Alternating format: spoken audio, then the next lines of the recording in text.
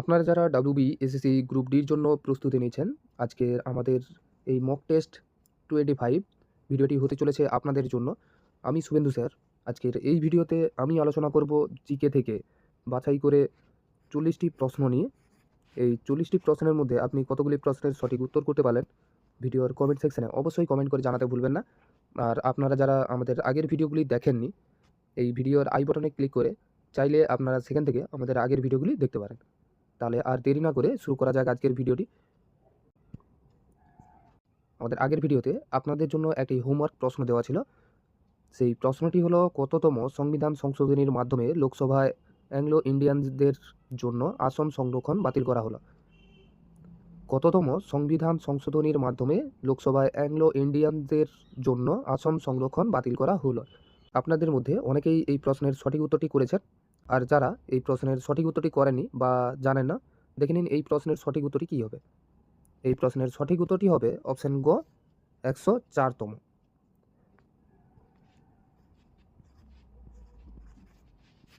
2019 সালের 104তম সংবিধান সংশোধনী আইনের মাধ্যমে লোকসভা এবং রাজ্য বিধানসভাগুলিতে অ্যাংলো ইন্ডিয়ান সম্প্রদায়ের জন্য সংরক্ষিত আসন ব্যবস্থাটি বাতিল করা হয়েছে। তাহলে এই হলো আপনাদের হোমওয়ার্ক প্রশ্নের সঠিক উত্তরটি। দেখে নেব আজকের প্রশ্নগুলি। আজকের প্রথম প্রশ্নটি হলো, ভারতের সংবিধানের কোন ধারায় নাগরিকদের মৌলিক কর্তব্যের কথা বলা হয়েছে? ভারতের সংবিধানের কোন ধারায় নাগরিকদের মৌলিক কর্তব্যের কথা বলা হয়েছে?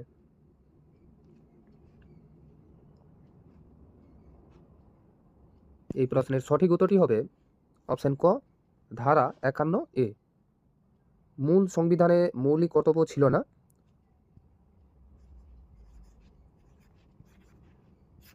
উনিশশো সালে 42তম সংবিধান সংশোধনীর মাধ্যমে স্বর্ণ সিং কমিটির সুপারিশে এটি যুক্ত করা হয়। বর্তমানে ভারতীয় নাগরিকদের জন্য 11টি মৌলিক কর্তব্য রয়েছে। দেখে নেব পরের প্রশ্নটি। আজকের দ্বিতীয় প্রশ্নটি হলো, মহাত্মা গান্ধী নিচের কোন বইটি লিখেছিলেন? মহাত্মা গান্ধী নিচের কোন বইটি লিখেছিলেন?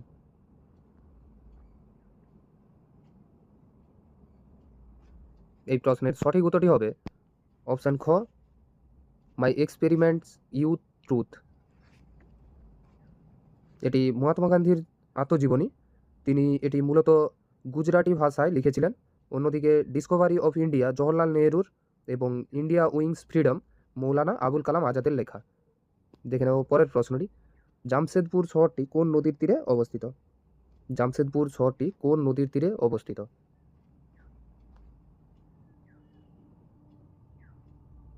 এই প্রশ্নের সঠিক উত্তরটি হবে অপশন গ, সুবর্ণরেখা। ঝাড়খণ্ডের শিল্প শহর জামশেদপুর সুবর্ণরেখা ও খড়কাই নদীর মিলনস্থলে অবস্থিত। টাটা স্টিল প্ল্যান্ট বা যাকে আমরা টিসকো বলে থাকি, এই শহরের মূল কেন্দ্রবিন্দু। দেখে নেব পরের প্রশ্নটি। আজকে 4 নম্বর প্রশ্নটি হলো, কত সালে প্রথম অর্থনীতিতে নোবেল পুরস্কার দেওয়া শুরু হয়? কত সালে প্রথম অর্থনীতিতে নোবেল পুরস্কার দেওয়া শুরু হয়? এই প্রশ্নের সঠিক উত্তরটি হবে অপশন ঘ, 1969 সালে। নোবেল পুরস্কার 1901 সাল থেকে দেওয়া শুরু হলেও শুরুতে অর্থনীতি এই তালিকার অন্তর্ভুক্ত ছিল না।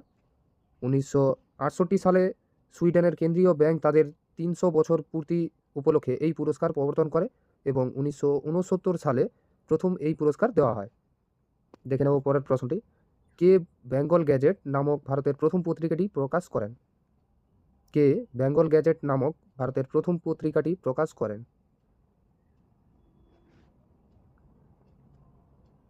এই প্রশ্নের সঠিক উত্তরটি হবে অপশন ক, জেমস অগাস্টাস হিকি। 1780 সালের 29 জানুয়ারি কলকাতা থেকে এটি প্রকাশিত হয়। এটি ছিল ভারতের প্রথম ইংরেজি সাপ্তাহিক সংবাদপত্র। একে হিকিস গ্যাজেটও বলা হতো। আজকে 6 নম্বর প্রশ্নটি হলো, মানুষের আবিষ্কৃত প্রথম ধাতু কোনটি? মানুষের আবিষ্কৃত প্রথম ধাতু কোনটি? এই প্রশ্নের সঠিক উত্তরটি হবে অপশন খ, তামা। আদিম মানুষ পাথরের পর প্রথম ধাতব অস্ত্র ও সরঞ্জাম তৈরির জন্য তামার ব্যবহার শুরু করে। সিন্ধু সভ্যতার মানুষও তামার ব্যাপক ব্যবহার জানত, তবে তারা লোহার ব্যবহার জানত না। দেখে নেব পরের প্রশ্নটি। আজকে 7 নম্বর প্রশ্নটি হলো, ভাওয়া ইয়া লোকগীতি ভারতের কোন অঞ্চলের প্রধান সঙ্গীত? ভাওয়া ইয়া লোকগীতি ভারতের কোন অঞ্চলের প্রধান সঙ্গীত? এই প্রশ্নের সঠিক উত্তরটি হবে অপশন খ, উত্তরবঙ্গ, কোচবিহার। ভাওয়া ইয়া মূলত পশ্চিমবঙ্গ ও বাংলাদেশের উত্তর অংশ অর্থাৎ কোচবিহার, জলপাইগুড়ি ও রংপুর প্রচলিত এক প্রকার আধ্যাত্মিক ও বিরহমূলক লোকসঙ্গীত। দেখে নেব পরের প্রশ্নটি। আজকের 8 নম্বর প্রশ্নটি হলো, মঙ্গল নেতা চেঙ্গিস খাঁ কোন সুলতানের রাজত্বকালে ভারত সীমান্ত পর্যন্ত এসেছিলেন? মঙ্গল নেতা চেঙ্গিস খাঁ কোন সুলতানের রাজত্বকালে ভারত সীমান্ত পর্যন্ত এসেছিলেন?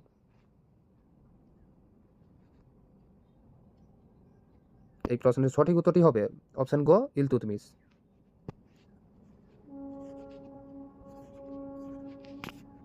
1221 সালে চেঙ্গিস খাঁ আওয়ারজম শাহের পুত্র জালালউদ্দিনকে তাড়া করতে করতে সিন্ধু নদের তীর পর্যন্ত পৌঁছেছিলেন। সুলতান ইলতুৎমিশ বুদ্ধিমত্তার সাথে জালালউদ্দিনকে আশ্রয় না দিয়ে মঙ্গল আক্রমণ থেকে দিল্লিকে রক্ষা করেন। দেখে নেব পরের প্রশ্নটি। পশ্চিমবঙ্গের কোন জেলায় সাক্ষরতার হার সবচেয়ে বেশি? পশ্চিমবঙ্গের কোন জেলায় সাক্ষরতার হার সবচেয়ে বেশি?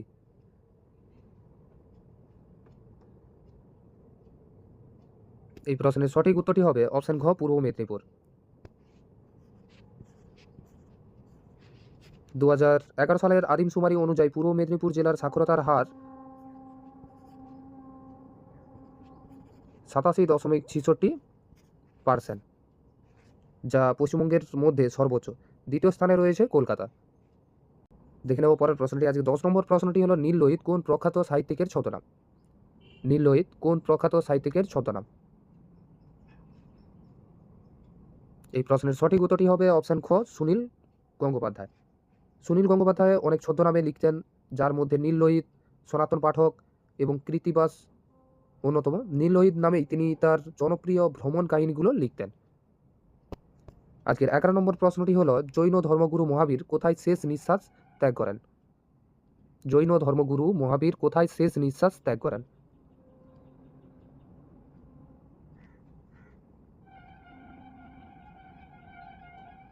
এই প্রশ্নের সঠিক উত্তরটি হবে অপশন গ, পাভাপুরী। বিহারের নালন্দা জেলার পাভাপুরীতে 72 বছর বয়সে মহাবীর জৈন দেহত্যাগ করেন। লুম্বিনী ও সারনাথ বৌদ্ধ ধর্মের সাথে যুক্ত। দেখে নেব পরের প্রশ্নটি। মৌমাছি কার ছদ্মনাম ছিল? মৌমাছি কার ছদ্মনাম ছিল? এই প্রশ্নের সঠিক উত্তরটি হবে অপশন ক, বিমল ঘোষ। বিমল ঘোষ ছিলেন একজন বিশিষ্ট শিশু সাহিত্যিক। তিনি দীর্ঘকাল আনন্দবাজার পত্রিকার ছোটদের বিভাগ আনন্দ মেলা পরিচালনা করেছেন এবং মৌমাছি নামেই পরিচিত ছিলেন। দেখে নেব পরের প্রশ্নটি। আজকে 13 নম্বর প্রশ্নটি হলো, 1921 সালে মোকলা বিদ্রোহ ভারতের কোথায় সংঘটিত হয়েছিল? 1921 সালে মোকলা বিদ্রোহ ভারতের কোথায় সংঘটিত হয়েছিল?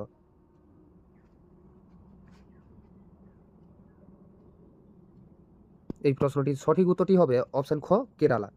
কেরালার মালাবার অঞ্চলে মুসলিম কৃষকরা, যাদেরকে মোকলা বলা হতো, ব্রিটিশ সরকার এবং স্থানীয় জমিদারদের শোষণের বিরুদ্ধে এই বিদ্রোহ গড়ে তুলেছিল। এটি খিলাফত আন্দোলনের সাথেও যুক্ত ছিল। দেখে নেব পরের প্রশ্নটি। আজকের 14 নম্বর প্রশ্নটি হলো, হাওয়া মহল রাজস্থানের কোন শহরে অবস্থিত? হাওয়া মহল রাজস্থানের কোন শহরে অবস্থিত? এই প্রশ্নের সঠিক উত্তরটি হবে অপশন গ, জয়পুর।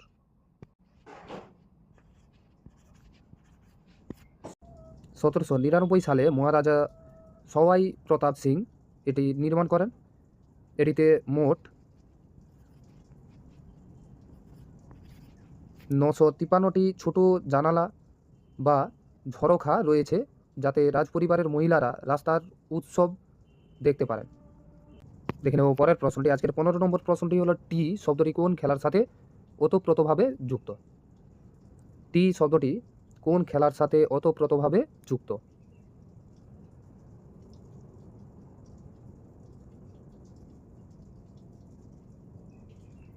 এই প্রশ্নের সঠিক উত্তরটি হবে অপশন গ, গল্ফ।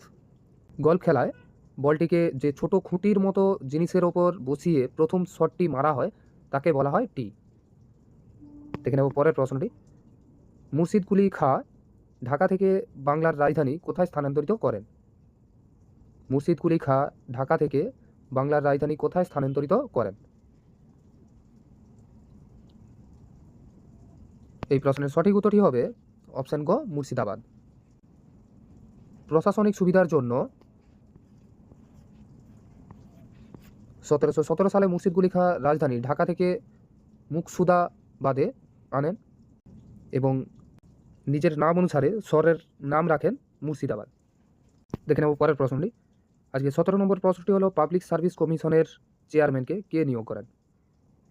পাবলিক সার্ভিস কমিশনের চেয়ারম্যানকে কে নিয়োগ করেন? এই প্রশ্নের সঠিক উত্তরটি হবে অপশন খ, রাষ্ট্রপতি বা রাজ্যপাল। ইউনিয়ন পাবলিক সার্ভিস কমিশনের অর্থাৎ ইউপিএসসি, এই ইউনিয়ন পাবলিক সার্ভিস কমিশনের চেয়ারম্যানকে নিয়োগ করেন রাষ্ট্রপতি, আর রাজ্য পাবলিক সার্ভিস কমিশন যাকে বলা হয় স্টেট পিএসসি, চেয়ারম্যানকে নিয়োগ করেন সংশ্লিষ্ট রাজ্যের রাজ্যপাল। দেখে নেব পরের প্রশ্নটি। আজকের 18 নম্বর প্রশ্নটি হলো আরোগ্য নিকেতন উপন্যাসটির রচয়িতা কে? আরোগ্য নিকেতন উপন্যাসটির রচয়িতা কে? এই প্রশ্নের সঠিক উত্তরটি হবে অপশন ক, তারাশঙ্কর বন্দ্যোপাধ্যায়।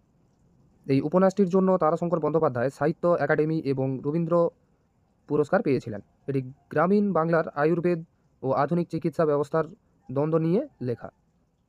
দেখে নেব পরের প্রশ্নটি। এন্টোমোলজি কিসের সাথে সম্পর্কিত বিজ্ঞান? এন্টোমোলজি কিসের সাথে সম্পর্কিত বিজ্ঞান?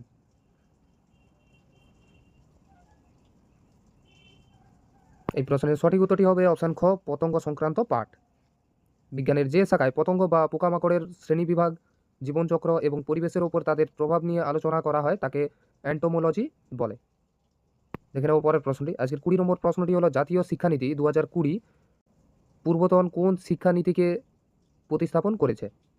জাতীয় শিক্ষানীতি 2020 পূর্বতন অর্থাৎ পূর্বের কোন শিক্ষানীতিকে প্রতিস্থাপন করেছে?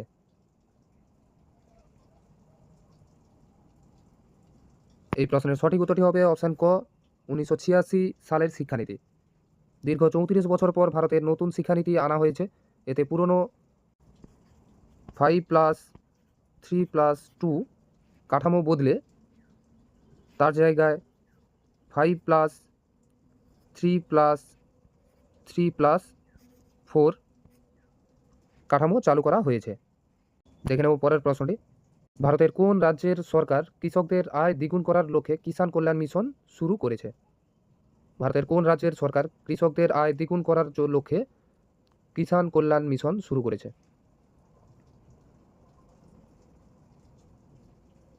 এই প্রশ্নের সঠিক উত্তরটি হবে অপশন গ, উত্তরপ্রদেশ। উত্তরপ্রদেশ সরকার কৃষকদের আধুনিক কৃষি প্রযুক্তির সাথে পরিচিত করতে এবং তাদের আয় বৃদ্ধিতে সহায়তা করতে এই মিশন শুরু করেছিল। দেখে নেব পরের প্রশ্নটি। আজকের 22 নম্বর প্রশ্নটি হলো কাফি খাঁ কোন বিখ্যাত কার্টুনিস্ট ও লেখকের ছদ্মনাম? কাফি খাঁ কোন বিখ্যাত কার্টুনিস্ট ও লেখকের ছদ্মনাম?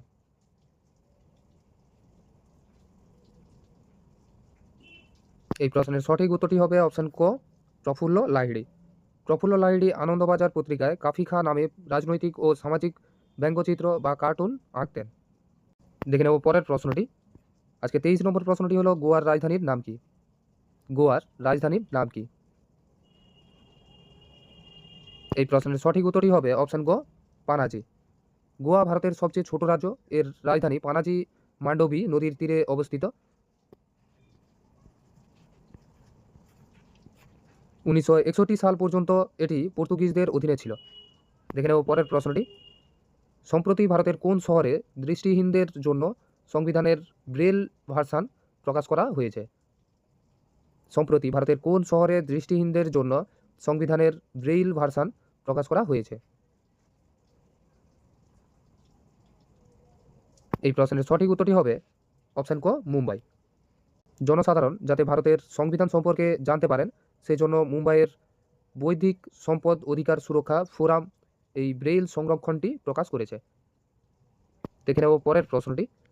জাকির হোসেন কোন বাদ্যযন্ত্রের সাথে যুক্ত একজন কিংবদন্তি শিল্পী?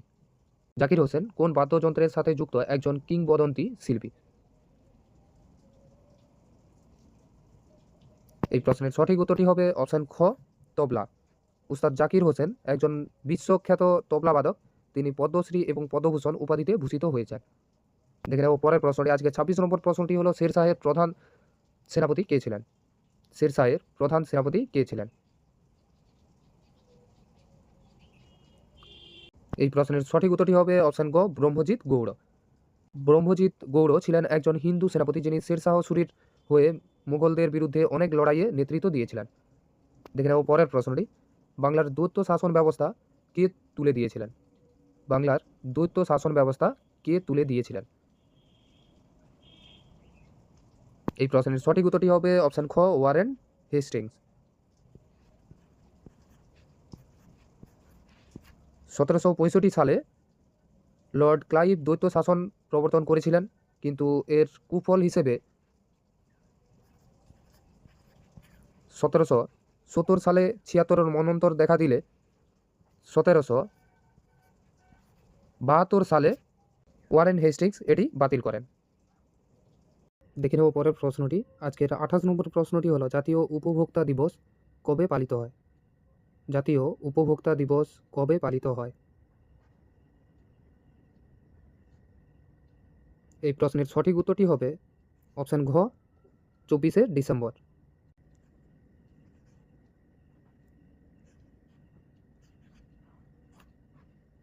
1986 সালের এই দিনে ভারতের রাষ্ট্রপতি উপভোক্তা সুরক্ষা আইন অনুমোদন করেছিলেন। তাই প্রতি বছর এই দিনটিকে জাতীয় উপভোক্তা দিবস হিসেবে পালন করা হয়। দেখে নেব পরের প্রশ্নটি। সম্প্রতি প্রয়াত বাসুদেব মালপে কোন বিখ্যাত নৃত্যের সাথে যুক্ত ছিলেন?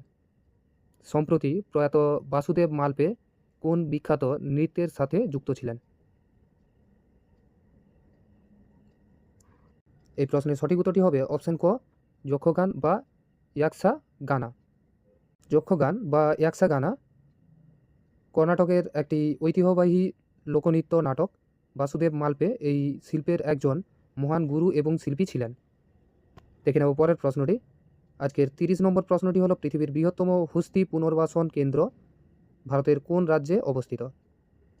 পৃথিবীর বৃহত্তম হস্তি পুনর্বাসন কেন্দ্র ভারতের কোন রাজ্যে অবস্থিত?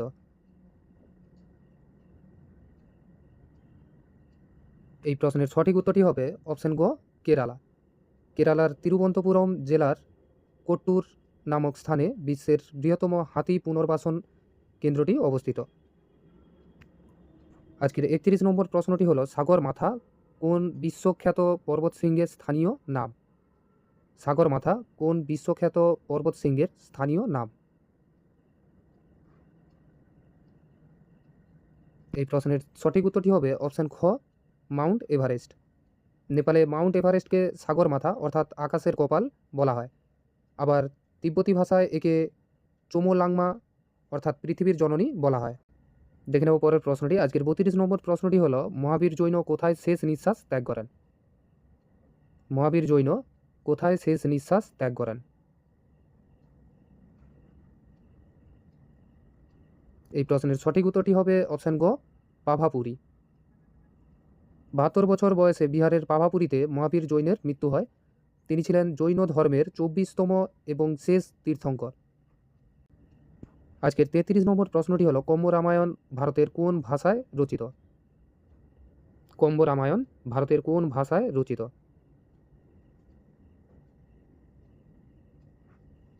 এই প্রশ্নের সঠিক উত্তরটি হবে অপশন ক, তামিল। কবি কম্বন দ্বাদশ শতাব্দীতে তামিল ভাষায় রামায়ণ রচনা করেন। এটি তামিল সাহিত্যের অন্যতম শ্রেষ্ঠ নিদর্শন। আজকের 34 নম্বর প্রশ্নটি হলো Mahatma Gandhi marine national park কোথায় অবস্থিত? Mahatma Gandhi marine national park কোথায় অবস্থিত? এই প্রশ্নের সঠিক উত্তরটি হবে অপশন ঘ, আন্দামান ও নিকোবর দ্বীপপুঞ্জ।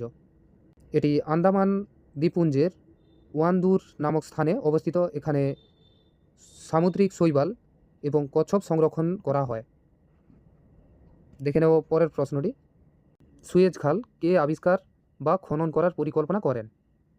সুয়েজ খাল কে আবিষ্কার বা খনন করার পরিকল্পনা করেন?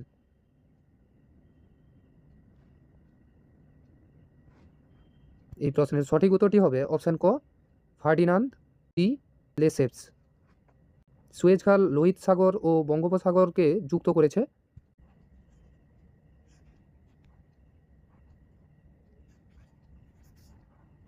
1859 সালে ফরাসি ইঞ্জিনিয়ার ফার্দিনান্দ ডি লেসেপ্স এটি খনন শুরু করেন এবং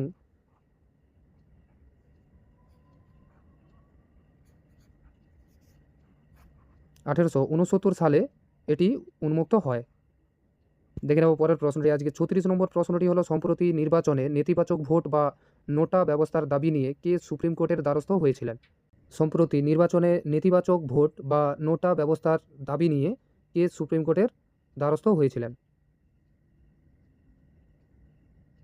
এই প্রশ্নের সঠিক উত্তরটি হবে অপশান গ, পিইউসিএল অর্থাৎ people's union for civil liberties.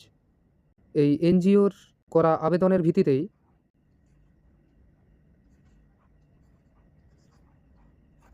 2013 সালে সুপ্রিম কোর্ট ভারতের ইভিএম মেশিনে নোট অফ দ্য অ্যাবভ অর্থাৎ নোটা বোতাম যুক্ত করার আদেশ দেয়। আজকে 37 নম্বর প্রশ্নটি হলো, মুঘল সম্রাট জাহাঙ্গীর মনসবদারি প্রথায় কোন নতুন ব্যবস্থা যুক্ত করেছিলেন? মুঘল সম্রাট জাহাঙ্গীর মনসবদারি প্রথায় কোন নতুন ব্যবস্থা যুক্ত করেছিলেন? এই প্রশ্নের সঠিক উত্তরটি হবে অপশান খ, দুয়াসপা সিয়াসপা। এই ব্যবস্থার মাধ্যমে কোনো মনসবদারকে তার সওয়ার পদের অতিরিক্ত ঘোড়া রাখার সুযোগ দেওয়া হতো, যার ফলে সামরিক শক্তি বৃদ্ধি পেত। দেখে নেব পরের প্রশ্নটি। আজকের 38 নম্বর প্রশ্নটি হলো, কথাকলি শাস্ত্রীয় নৃত্যনাট্য ভারতের কোন রাজ্য থেকে উৎপত্তি লাভ করেছে? কথাকলি শাস্ত্রীয় নৃত্যনাট্য ভারতের কোন রাজ্য থেকে উৎপত্তি লাভ করেছে? এই প্রশ্নের সঠিক উত্তরটি হবে অপশান গ, কেরালা। কথাকলি হলো কেরালার একটি অতি প্রাচীন নৃত্যশৈলী, যেখানে মুখোশ এবং রং বেরঙের পোশাক ব্যবহার করে মহাকাব্যের গল্প পরিবেশন করা হয়। দেখে নেব পরের প্রশ্নটি। বাংলার কোন শহরকে প্রাচ্যের অক্সফোর্ড বা ভারতের অক্সফোর্ড বলা হয়?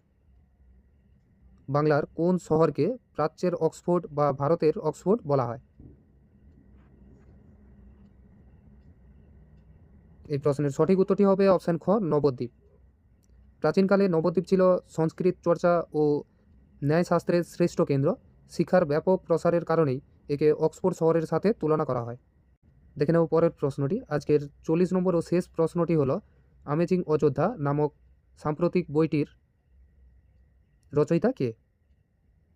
আমেজিং অযোধ্যা নামক সাম্প্রতিক বইটির রচয়িতা কে?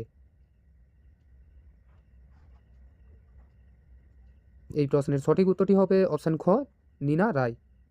এই বইটিতে অযোধ্যা শহরের প্রাচীন ইতিহাস, সভ্যতা এবং রামায়ণের পটভূমি নিয়ে আলোচনা করা হয়েছে। তাহলে এই হলো আমাদের আজকের মোট 40টি প্রশ্ন। এই 40টি প্রশ্নের মধ্যে আপনি কতগুলি প্রশ্নের সঠিক উত্তর করতে পারলেন ভিডিওর কমেন্ট সেকশনে অবশ্যই কমেন্ট করে জানাতে ভুলবেন না। আর আজকের আপনাদের জন্য হোমওয়ার্ক প্রশ্নটি হলো, নিচের কোনটি প্রথম সম্পূর্ণ ভারতীয় ব্যাংক? নিচের কোনটি সম্পূর্ণ ভারতীয় ব্যাংক? আপনাদের করতে হবে এই প্রশ্নের সঠিক উত্তরটি ভিডিওর কমেন্ট সেকশনে কমেন্ট করে জানাতে হবে। তাহলে আবার দেখা হবে আবার একটি নতুন ভিডিওতে। ততক্ষণের জন্য ভালো থাকুন, পড়তে থাকুন।